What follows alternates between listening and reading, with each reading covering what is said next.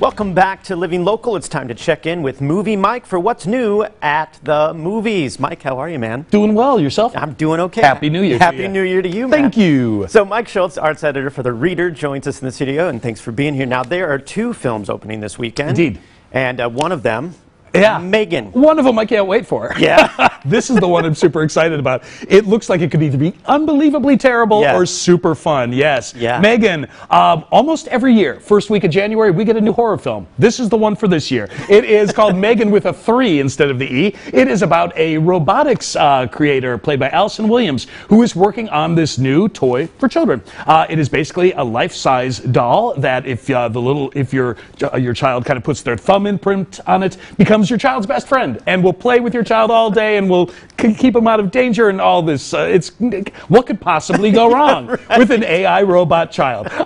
Things obviously do go very, very wrong. The aunt starts. The robotics expert is actually an aunt. She becomes in charge of her niece. Doesn't know how to parent the kid, and so puts the doll in charge. And the doll starts going crazy because she is there to protect that kid, and everything could possibly be a hazard, including her aunt, including school bullies, including teachers and next door neighbors, and it's going to be a bloodbath. But a PG-13 bloodbath, so maybe not so bad. But it's by Blumhouse that has made some fantastic horror movies over the years, and I'm a sucker for killer doll movies. It's Chucky. It's female Chucky. Yeah. I'm on board. Or Magic, or Trilogy of Terror, or there's so many great ones.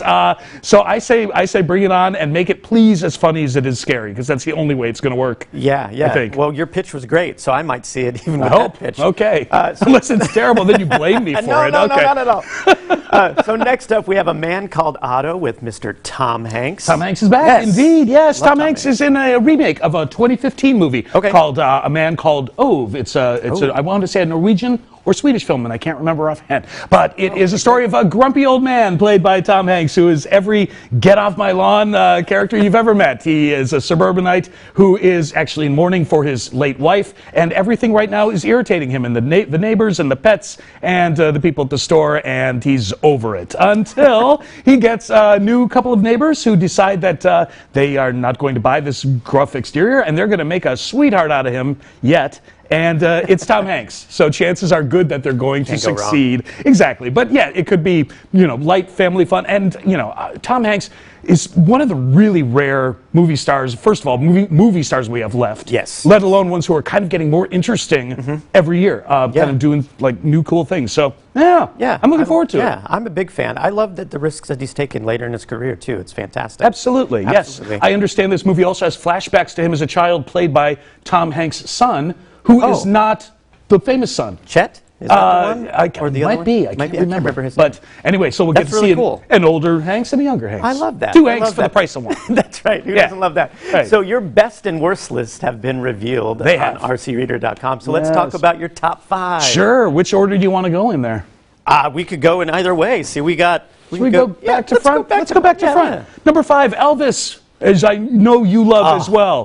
Tremendous biopic with a thunderous performance by Austin Butler. Just unbelievably good. Number 4, The Batman, a movie that I always forget is as good as it is until I watch it again. And I'm like, it's my favorite superhero movie since Dark Knight, easily. Oh, wow. But it's beautifully shot. The cast is tremendous.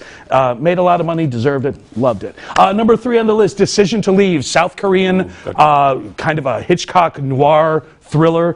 Came out, only played in Iowa City, and should be streaming here momentarily. Super good. Number 2, Everything Everywhere All at Once. If you haven't seen it yet, you've got to see it, and see it over and over. Martial arts, sci-fi, comedy, romance, family melodrama. So brilliant. And number 1, Tar, which is now available for streaming, about a symphony conductor played by Cate Blanchett in the performance of a lifetime, who gets in trouble for using her power in horrible ways. It's 2 hours and 40 minutes. There's not a dull moment in it. I've seen it a good half dozen more times than any human should be seeing that movie.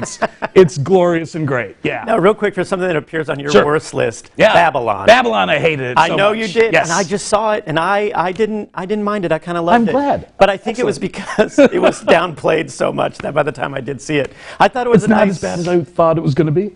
Yeah, no, and I Okay. was really expecting a mess, which is why we kind of went. Well, I'm sorry that disappointed you. No, it was, yeah, I know, but it was so great. So Hey, thanks. I'm glad you had fun. Yeah. No critic wants anyone to have a bad time. No, It's and- like, and no, I'm glad you had a It was great a great time. Good so- for you. All Yeah, right. you know, I thought it was a nice, like, homage to the movies, but I can Excellent. understand the problems with it. Yeah, I got a For few. sure. It was So- a big mess, but like a good big mess for me. So, I'm glad you Mike, enjoyed thanks it. for being here, man. pleasure, It's always. a You lot bet. of fun hanging out with you. Yeah. Now, let's go over what Mike talked about real quick. We talked about Megan and A Man Called Otto. They're both opening this weekend. You can read Mike's movie reviews on rcreader.com.